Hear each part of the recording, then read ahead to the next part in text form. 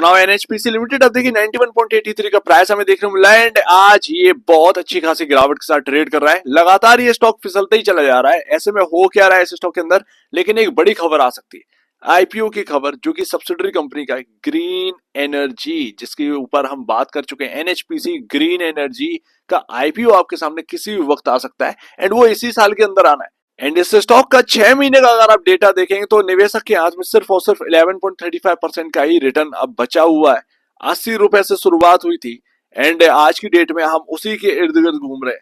Higher side जब से हमने 120 का हाई लगाया, उसके बाद पीछे यहाँ पर जो है ना उस हाई को निकालने की सोचा ही नहीं है।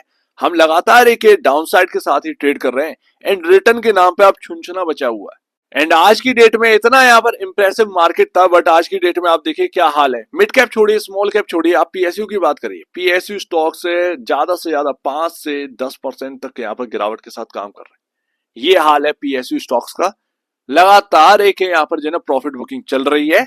धीरे धीरे तो होना स्टार्ट हो गई थी बजट के बाद, लेकिन इस टाइम यहाँ पर जो है ये प्रॉफिट बुकिंग लगातार बढ़ चुकी है। एंड आज की डेट में एक खबर आ चुकी है, एनटीपीसी ग्रीन एनर्जी ने आईपीओ फाइल कर दिया है। 10,000 करोड़ का आईपीओ साइज यहाँ पर देखने को मिल रहा है एंड अब ये शुरुआत हो चुकी है। मैंने आपके सामने 6 आईपीओ की बात करी जो कि पीएसयू से रिलेटेड है, उसके अंदर एनएचपीसी ग्रीन एनर्जी का आईपीओ भी आना है। और डिटेल में जानकारी के लिए आप इस वीडियो को यहाँ पर देख सकते हैं, जो कि मैं ऑलरेडी आपको अपलोड कर चुका हूँ। बताया था मैंने आपको कि एनटीपीसी का आईपीओ आना है, एनएचपीसी का आईपीओ आना है एंड बाकी जो 4 कंपनियां हैं पीएसयू, उनका भी ग्रीन एनर्जी आईपीओ आना है। तो और डिटेल के लिए आप इसको देख सकते हैं, जो कि अपलोडेड है। एंड ये बात 20 जुलाई 2023 में एनएचपीसी ने कह दिया था कि हम आईपीओ के जरिए स्टेक सेल करना चाहते हैं क्लीन एनर्जी आर्म की। अब देखिए यहाँ पर उसका नाम जो है ना, हम कह रहे हैं कि एनएचपीसी ग्रीन एनर्जी है, बट एक्चुअल में ये नाम नहीं है। नेशनल रिन्यूएबल एनर्जी लिमिटेड ये पूरा नाम है। एनआरईएल नाम से ये आईपीओ आपके सामने आता हुआ दिखेगा, जिसकी बात 2023 में ही हो गई एंड अब यहाँ पर जो है आपके सामने आ सकता है। अब बात करते हैं एलिजिबिलिटी की, तो देखिए जब भी ये आईपीओ आएगा उस समय आपके पास एनएचपीसी का अगर एक शेयर भी होगा तो फिर आप उसमें शेयर होल्डर कोटा के लिए एक एलिजिबल है। ठीक है ना, ये ध्यान रखिएगा। एक शेयर भी अगर होगा आपका उस समय तो आप शेयर होल्डर कोटा के लिए एलिजिबल है।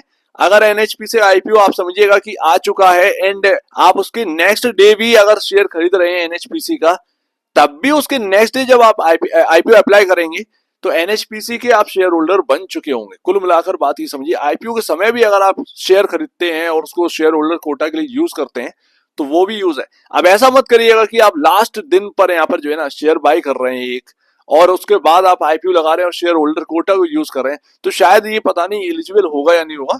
बट ये है कि आप उसके एक दिन पहले बाय करेंगे तो नेक्स्ट डे आपके जो है अकाउंट में दिखने लगता है एंड उसके बाद आप अप्लाई करेंगे तो आप शेयर होल्डर कोटा के तहत उसमें आप अप्लाई कर सकते हैं। तो ये सारी चीजें, एक शेयर होना जरूरी है शेयर होल्डर कोटा के लिए। बट मैं आपको बताऊं कि 2 जगह से लगाना जरूरी है। एक तो रिटेल में आप जो है बिना शेयर होल्डर कोटा से लगाइए, एक यहाँ पर जो है आप शेयर होल्डर कोटा का यूज करके यहाँ पर आईपीओ लगाइए, ज्यादा बेहतर है। ऐसे में चांसेस ज्यादा बनते हैं।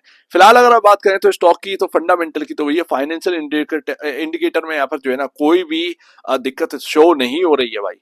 सिंपल सी बात है, आपके सामने जो है वो एक रिन्यूएबल स्टॉक भी है। आप देख लेंगे तो समझ में आएगा। जो इनका काम है वो पूरा आ रही है। ये ऑलरेडी एक पूरी रिन्यूएबल एनर्जी कंपनी है एंड यहाँ पर आपका जो है सोलर का आर्म का यहाँ पर जो है आपके सामने आ रहा है आईपीओ। फिलहाल अगर आप फंडामेंटल देखेंगे तो कोई भी दिक्कत लगेगी नहीं। एफआईएस भी इसीलिए खरीदे हैं। पिछले महीने अगर आप देखेंगे जुलाई का जो डेटा आया था शेयर होल्डिंग पैटर्न, वो सबसे हाईएस्ट था एफआईएस की होल्डिंग का, तो इसीलिए खरीद रहे हैं भैया कि यहाँ पर जो है ना सारी चीजें अच्छी हैं। बट यही है कि पीएसयू में सबसे ज्यादा यहाँ पर जो है ना अगर कोई अंडर परफॉर्मेंस या कहें ना जिसने बिल्कुल भी परफॉर्म करके नहीं दिखाया तो वो एनएचपीसी ही है। एंड ऑफ कोर्स ये चीज ना आपका डिलीवरी क्वांटिटी प्लस वॉल्यूम आपका डेटा जो है वो दिखा रहा है। वॉल्यूम का डेटा आपके सामने कैंडल है, कितना ही यहाँ पर इंटरेस्ट देखने को मिला। सीधा सीधा पता चल रहा है ट्रेडर का इंटरेस्ट इस स्टॉक से गायब है, बिल्कुल गायब है। सिर्फ इन्वेस्टमेंट पर्पज इस स्टॉक के लिए जा रहे हैं। डेली बेसिस पर 50, 46, 40, 46, 37 इस तरीके की डिलीवरी क्वांटिटी हमें देखने को मिलती है। तो इन्वेस्टर बाई कर रहा है इस स्टॉक को सिर्फ और सिर्फ, ट्रेडर इस स्टॉक को छू नहीं रहा है। एंड इसके अंदर ना कोई भी रिटर्न बचा नहीं है और यहाँ पर कोई भी इसने मूव दिया नहीं है फालतू का, यहाँ पर कुछ भी इधर उधर काम नहीं किया है इस स्टॉक ने।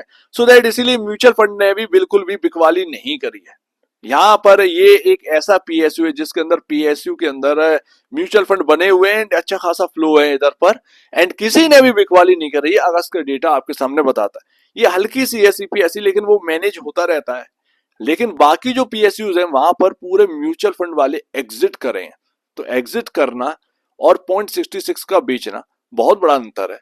वहां तो म्यूचुअल फंड ही गायब हो गए, यहाँ तो चलो सारी चीजें जो है वो संभली हुई हैं और किसी भी फंड जो स्कीम है वो इसने बिकवाली नहीं करी है, ये एक अच्छी बात है। तो हाल फिलहाल में जब से इस ट्रेंड लाइन को ब्रीच किया, ये ट्रेंड लाइन 2023 से चल रही थी एनएचपीसी के अंदर, एंड लगातार आप देख रहे हैं कि इस ट्रेंड लाइन से सपोर्ट ले लेकर आपके सामने स्टॉक चला है।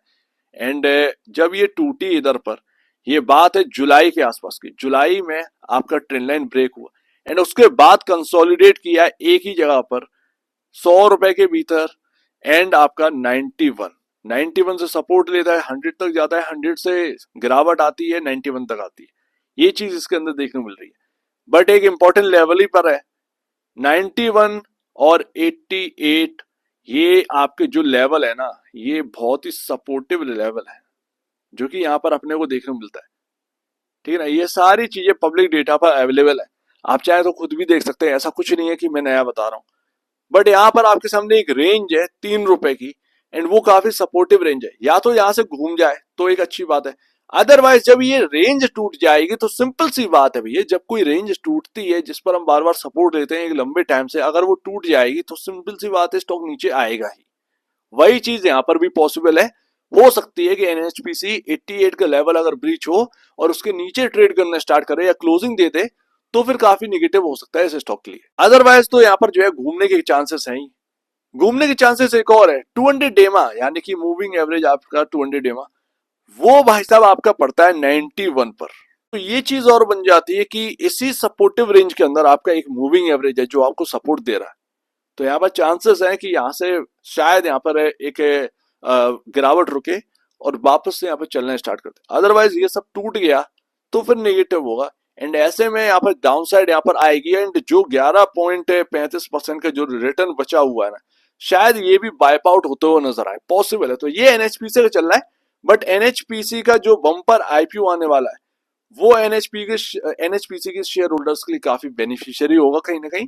एंड अगर उनके हाथ लग गया आईपीओ तो कहीं ना कहीं पैसा भी अच्छा खासा बना लेंगे। तो एक यहाँ पर ना आप कह सकते हैं कि जो इधर से नहीं कमा पाए वो उधर से कमा सकते हैं, पॉसिबल है।